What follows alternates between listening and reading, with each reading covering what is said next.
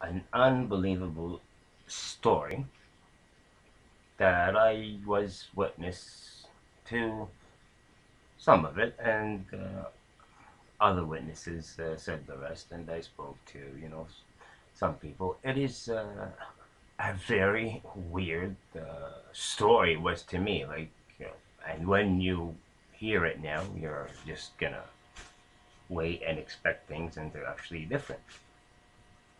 It's a story of a well, so-called prince. Supposedly, that person is a prince, and but he like lives very, very normal, like below average. He looks like normal, and he rides a bike, a bus, like a cheap car. He's like most people, if not even below average. His place is like very, normal, and he's very messy. He's a very messy person. But he's like, you look at him, he's like intimidating, and then you talk to him, and he's just like a child. After a couple of times talking to that person, he's a child. I saw him at this swimming pool where I work out a couple of times, and then he sits there and he tells me stories, and I laugh, and then he tells other people, and then some people say, "Oh, I gotta swim. I'm busy. I can't listen to you right now." So he came to me one day. He's like, "Canadian people are mean." I'm like, no. They say that Canadian people are very friendly. He's like, "Oh, only if you're buying something from them." So I didn't agree with him at that point. And then he says, "Okay, watch." His stories are very, very funny. He makes them up, or I have no idea where he gets them from. But you only hear them from that person.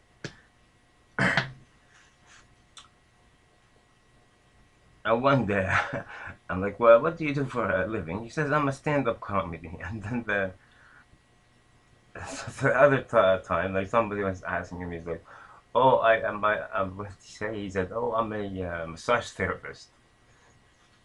So it's like and one day he says he's a martial art thing. One day he's like, every day he's something else, and but no matter what he did, if another person did it, you'd want to choke him. But with that person, for some reason, like you'd sit and like laugh. But if you look at him from far, you say, like he is a very, very, very mean or silly person. You don't want nothing to do with him.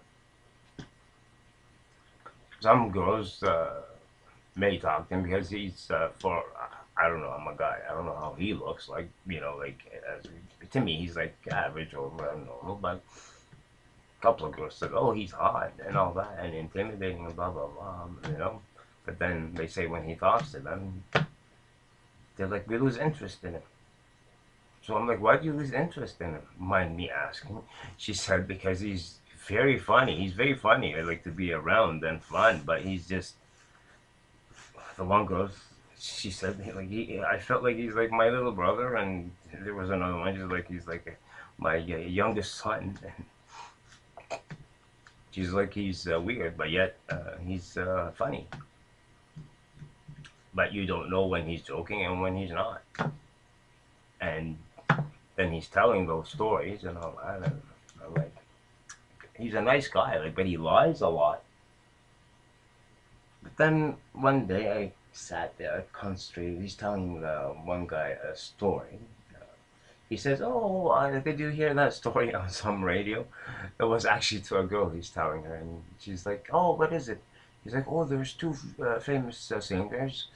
The one guy is very, very, very famous and nice voice and all that stuff, but unfortunately, his record failed this time. He was doing 25 million records a year or something, like record time. Like he's and supposedly has a very nice voice. and he's like arrogant, and but he's got a lot of money, that singer.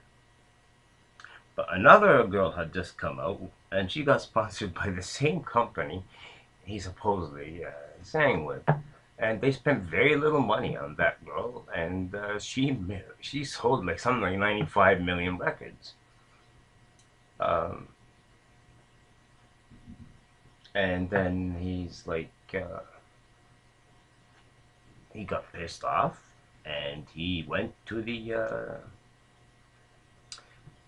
that girl's place, and the first time he spoke to her, and he's like, "Oh, because you have implants, and I have pictures for you from before. You look how ugly you are, and you're just because you went to the stage and you danced there, and I know you were a dancer, and people like hookers, people don't even, they don't appreciate the like good singing and all that, you know." So, anyways, he's like, "Oh, why did you get the plastic surgery?" So she gave him the name, thinking something, So she's hot, So he goes there, and he kills the plastic surgeon, and then he goes back to the girl place, and because he had got some chart to see what she's done and all that, got a knife. He flattened her boobs, both of them, and but the way he was saying it was like funny, and like that girl was laughing her ass off, and that girl always we see her there, she's like swimming, but for some reason she sat listening to him. So it was then at the end he's like. You know what? I'm a stand-up comedy. I just make up these things. I say I heard them and all that. And he's like, I just had to say this because I am not a liar. He told her. Oh, she laughed more and all this stuff. Anyways, he cracked up a lot of her jokes there, and then she got sick of him for a little bit. And that's when he said like mean and all that. And then he looked the other way and he says, "Oh, I see these two people here, and they're older couple. They're like happy. They sit together all the time and they're having fun." He told them, "Oh, I'm gonna give you 2 tickets to my party stand-up comedy in Miami because you are the couple of the year. I see you here. I do respect that." He's like, "Because my parents fight all the time, and I had to leave from home early, and all what I saw was hate in my. But they thought it was weird. Like, that guy's happy, laughing all the time, and he's seeing all these, and he was serious about that part that his parents hated each other, and he just didn't want nothing to do with, any involvements in a family because he is all he seen was like bad things, and. So he was talking to him. The guy said, "Oh, you have to find Jesus in you," and he's telling him all these things. You have to read the Bible, or this or that. And he said, "Well, I'll be honest with you. I'm not going to read the Bible or any." And the guy's like, "Why?" He's like, "Well, I got a problem. I hate reading, and I will not. I may tell you now, yes, and I mean it, but I will not. Whatever book it is, whether the Quran, the Bible, whatever, yeah, I'm not going to read it." But he says to him, "It's weird though. So, like anything I need to know comes to my head." So the other guy said, like, what do you think when you're gonna die? Where are you gonna go?" He stood like that and he said, "I don't know. Maybe like go to God, like reunite with the main soul, the source of the souls, all souls, the king of the souls, which is God, the spirit that runs all of us, and God never dies. So as long as God's alive, we are moving." And he told him, "It's weird. I feel like God is in me." He's like, "Yeah, he is in you."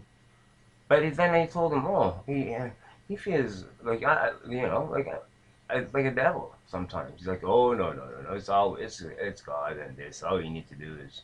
He was preaching him a bit and all this stuff, and telling him about how the secret's how he's happy and blah blah blah. He's like, "Do you know how we stay happy?